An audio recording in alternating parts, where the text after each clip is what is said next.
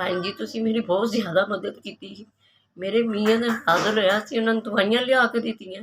ਵੈਸੇ ਵੀ ਤੁਸੀਂ ਮੇਰੀ ਬੜੀ ਮਦਦ ਕੀਤੀ। ਹੁਣ ਮੇਰੀ ਛਾਤੀ 'ਤੇ ਰਸੋਲੀ ਬਣ ਗਈ ਹੈ। ਉਹਨਾਂ ਨੇ ਮੈਨੂੰ ਕੈਂਸਰ ਦੱਸ ਦਿੱਤਾ, ਮੇਰੇ ਕੋਲ ਇੰਨੀ ਗੁੰਜਾਇਸ਼ ਨਹੀਂ ਹੋ ਸਕਦੀ। ਮੈਨੂੰ ਜਿਸ ਤਰ੍ਹਾਂ ਵੀ ਹੁੰਦਾ ਨਾ, ਮੇਰੇ ਕੋਲੋਂ ਸੁਬਾਹ ਦਾ ਇਲਾਜ ਨਹੀਂ ਹੋ ਸਕਦਾ।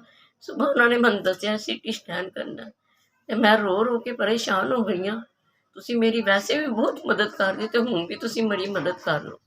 ਤੁਹਾਡੀ ਬਹੁਤ ਮਿਹਰਬਾਨੀ ਹੋਏਗੀ, ਕਿਉਂਕਿ ਮੇਰੇ ਕੋਲ ਗੁੰਜਾਇਸ਼ ਨਹੀਂ ਹੋ ਸਕਦੀ। ਜਿਸ ਤਰ੍ਹਾਂ ਵੀ ਹੁੰਦਾ ਨਾ, ਤੁਸੀਂ ਮੇਰੀ ਮਦਦ ਕਰ ਦਿਓ। ਮੈਂ ਸੁਬਾਹ ਜਾਣਾ ਜੇ 8 ਵਜੇ, ਅਤੇ ਮੇਰੇ ਕੋਲ ਪੈਸੇ ਨਹੀਂ ਹੈਗੇ, ਅਤੇ ਤੁਸੀਂ ਦੇਣੇ ਨੇ, ਅਤੇ ਮੈਂ ਇਲਾਜ ਕਰਾ ਕੇ ਆਉਣਾ ਜੀ ਆਪਣਾ। ਡਾਕਟਰਾਂ ਨੇ ਦੱਸਿਆ ਕਿ ਤੁਹਾਨੂੰ ਕੈਂਸਰ ਹੀ ਹੈ।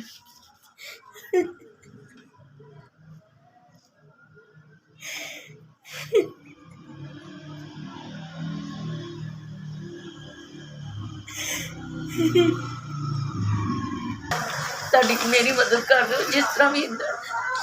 ਮੈਂ ਇਲਾਜ ਜੋਗੇ ਪੈਸੇ ਨਹੀਂ ਗਏ, ਤੁਸੀਂ ਮੇਰੀ ਮਦਦ ਕਰ ਦਿਓ। ਉਹਨਾਂ ਨੇ ਦੱਸਿਆ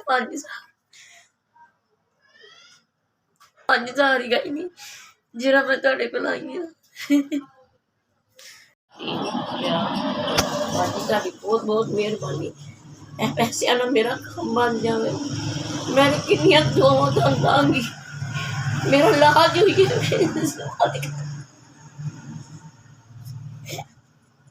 ਮੈਂ ਤੁਹਾਨੂੰ ਦੁਆ ਕਰਨੀ ਆ, ਅੱਲਾ ਤੁਹਾਨੂੰ ਤੰਦਰੁਸਤੀ ਦੇਵੇ, ਸਿਹਤ ਦੇਵੇ।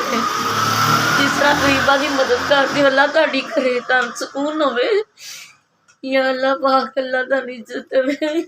SPS ਤੁਸੀਂ ਮੇਰੇ ਔਖੇ ਟਾਈਮ ਕੰਮ ਆਉਂਦੇ ਹੋ, ਤੁਹਾਡੀ ਬੜੀ ਬੜੀ ਮਿਹਰਬਾਨੀ। ਮੈਂ ਜਦੋਂ ਵੀ ਆਉਂਦੀ ਹਾਂ ਤੁਸੀਂ ਮੇਰੀ ਪੂਰੀ ਕਰ ਦਿੰਦੇ ਹੋ। ਹਰ